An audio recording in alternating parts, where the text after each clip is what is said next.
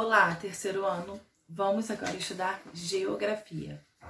Em geografia, nós começamos a falar sobre a água. Lembra disso? Nós falamos da água da terra. Na terra, falamos sobre os estados físicos dela, né? Que pode ser líquido, gasoso e sólido. Nós falamos sobre o ciclo da água, né? O ciclo que ela passa, quando ela evapora, vai para o céu, chove, cai, o ciclo da água. Falamos sobre os rios, né? As partes do rio, o nome das partes do rio. Falamos sobre as águas de poço, lembram disso? E hoje a gente vai continuar falando sobre a água. Vamos fazer no livro as páginas 184 até 188. E na ficha nós vamos fazer as páginas 101 até 104, ok? Então pega lá o seu livro, abre na página 184. Na página 184 começa falando sobre água na agricultura. Grande parte dos alimentos que nós comemos, ele tem água. Às vezes você nem acha que tem água ali, mas tem. Você sabia que grande parte dos alimentos que você come diariamente usa água no seu processo de produção? Essa água é chamada de água virtual. Vamos entender o que é uma água virtual. É a quantidade de água que gasta para produzir um bem, um produto ou um serviço. Ela está embutida no produto, você não vê, mas foi utilizado água para fazer aquele produto. Não apenas no sentido visível, físico, mas no sentido virtual. Ali teve água para que ele fosse produzido. Então isso significa água virtual. É algo que você não consegue ver a água, mas teve água ali para que aquele alimento, para que aquele produto fosse produzido. Observe alguns produtos produzidos na agricultura e responda. Você já consumiu ou vai consumir água virtual hoje? Vamos lá, tem o alface, 250 litros por quilo de água que é usado. Tem o arroz, 2.500 litros por quilo. Tem a batata, 1.040 litros por quilo. Tem a laranja, 150 litros por quilo. O chocolate, 17.000 litros por quilo. E a banana, 160 litros por quilo. Muita água utilizada nesses produtos, né? Quando você come um chocolate, você nem pensa que foi utilizado água para fazê-lo, mas foi. Além disso, a agricultura e a pecuária são as atividades humanas que mais utilizam água na sua produção. Olha só alguns dados. Lembrando o que é agricultura. Agricultura é tudo que relacionado ao plantio, né? Plantio de vegetais, né? De plantações, né? Agricultura. E pecuária é a criação de gado, criação de animais, tá? Lembrando, vocês já sabem. Aí tem aí, olha quem usa mais. Na agricultura e na pecuária, 82,8% de água que é utilizado. Na indústria, 6,7%. E no uso nas nossas casas, 10,6%. Vê a diferença da agricultura e da pecuária. Gastam muito mais água do que todos nós gastamos em nossas casas. Então, a agricultura e pecuária, ela gasta muita água. Passando para a página 185. Durante muitos anos, a agricultura foi realizada sem levar em conta os problemas causados à água. Não se preocupava com a água.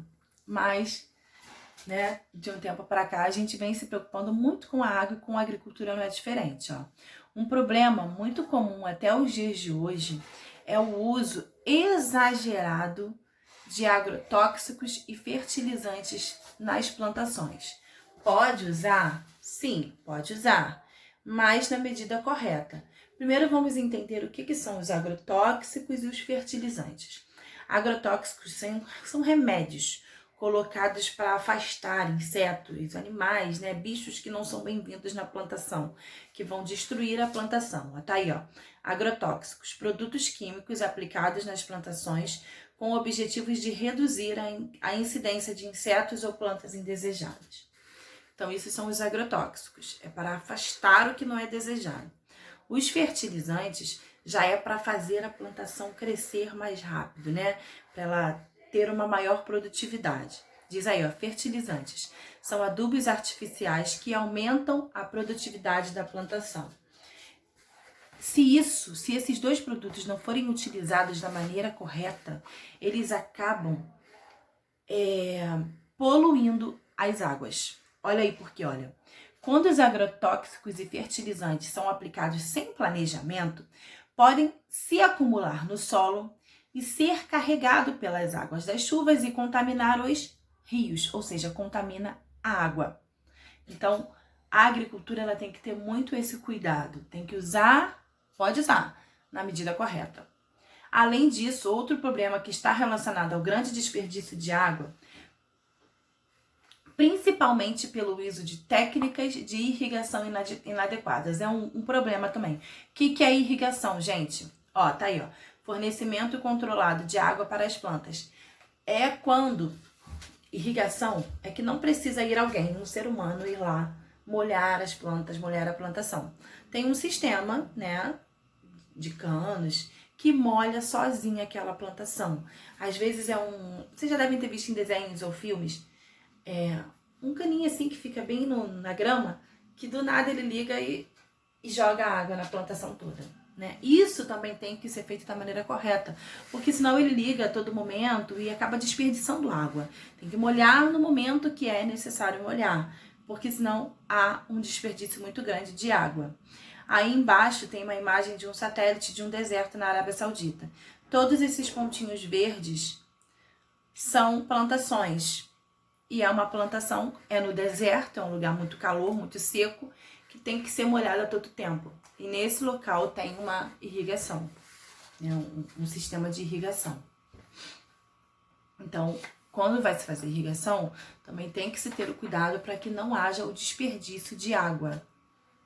Na página 186, fala assim, ó, ainda existem outros problemas ambientais relacionados à atividade agrícola que precisam ser reduzidos, né?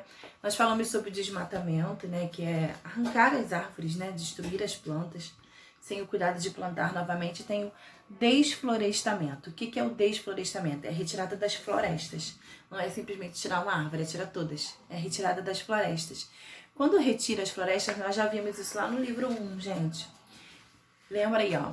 Quando o solo ele tem plantações, ele fica mais firme, porque as raízes das árvores seguram o solo.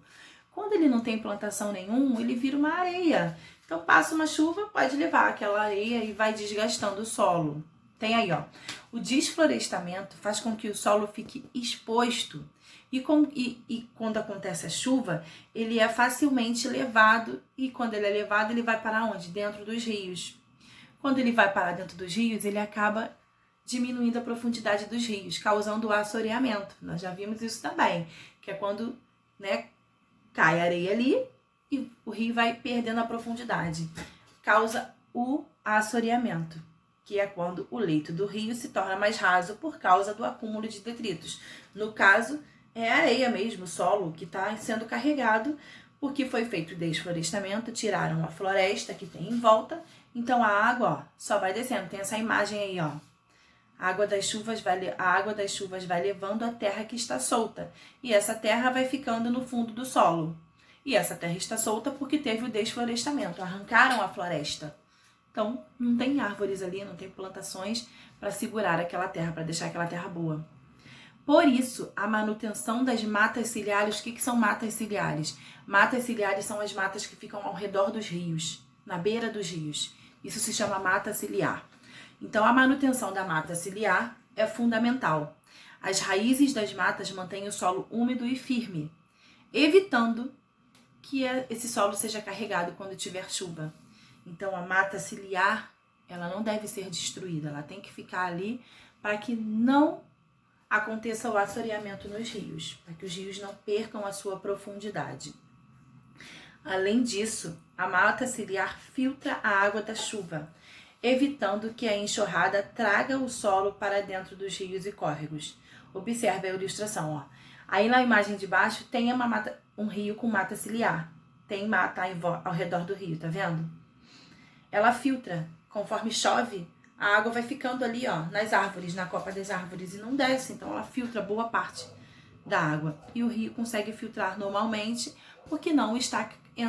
Filtrar não, o rio consegue fluir normalmente, porque não está caindo solo dentro dele, ele não está perdendo a profundidade.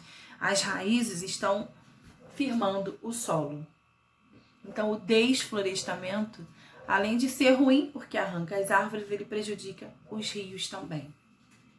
Na página 187, fala de um outro fator da agricultura. Outro fator que pode comprometer as nascentes e os cursos das águas é a agricultura praticada em terrenos de declive. Nós vimos isso no livro passado. Em terrenos que são montanhas, né? Declive. Que são...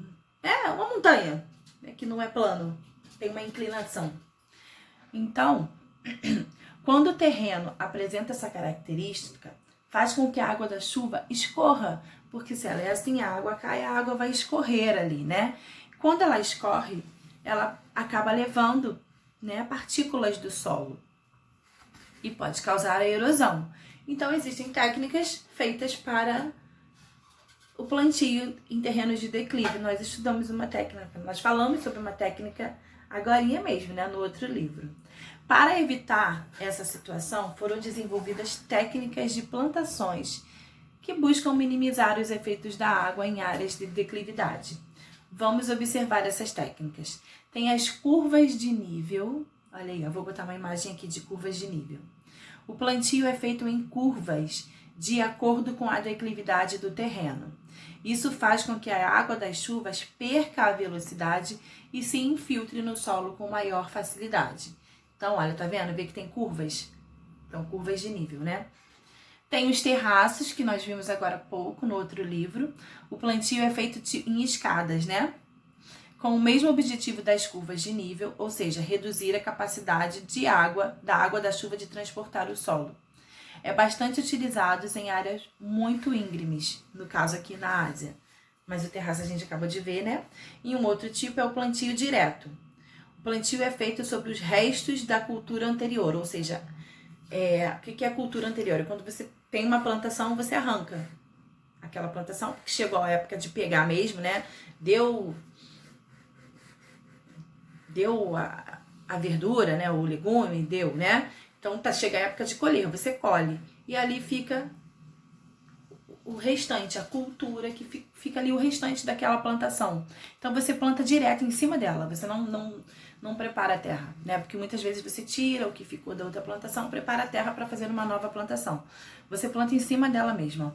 A palha da plantação anterior se acumula na superfície do solo e reduz os impactos da água.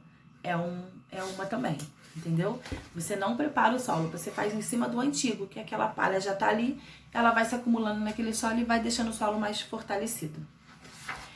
E na página 188 tem aí uma atividade. Leia a notícia para responder. Vou ler para a gente responder. Produtores de água investem na produção do solo e no reflorestamento.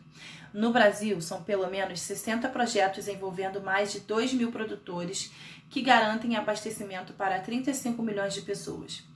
Esse é o princípio dos produtores de água: investir na produção do solo e no reflorestamento como uma poupança natural. Na época das chuvas, as raízes retêm a água na terra.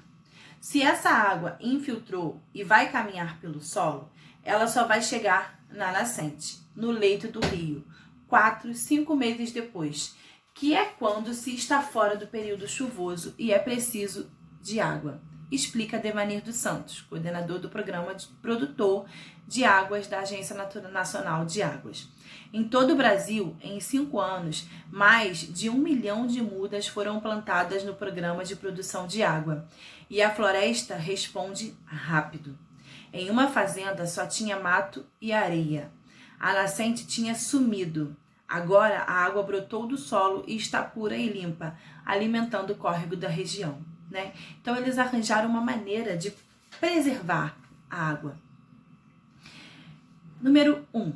Explique nas linhas a seguir por que as árvores são importantes para a manutenção dos rios. Aí no texto está falando, né? Lá no texto diz assim, ó.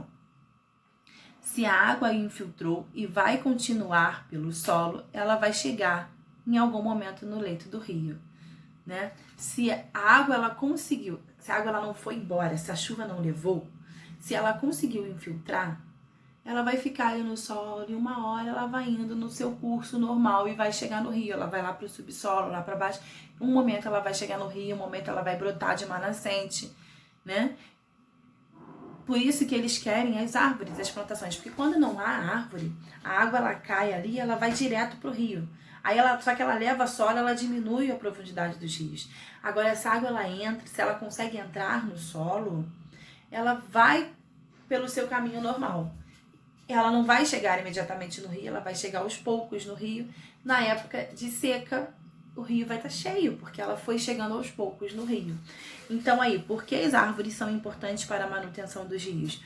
Porque primeiro, elas filtram a água lá em cima e elas não deixam com que o solo seja levado e cause, né, o assoreamento, perca e faça com que o rio perca a profundidade. Por isso que elas são tão importantes para os rios. Agora vocês vão fazer na ficha as páginas 101 até a página 104, ok? Façam. Depois olhem no Tule para ver se vocês acertaram. Tchau, gente. Beijo.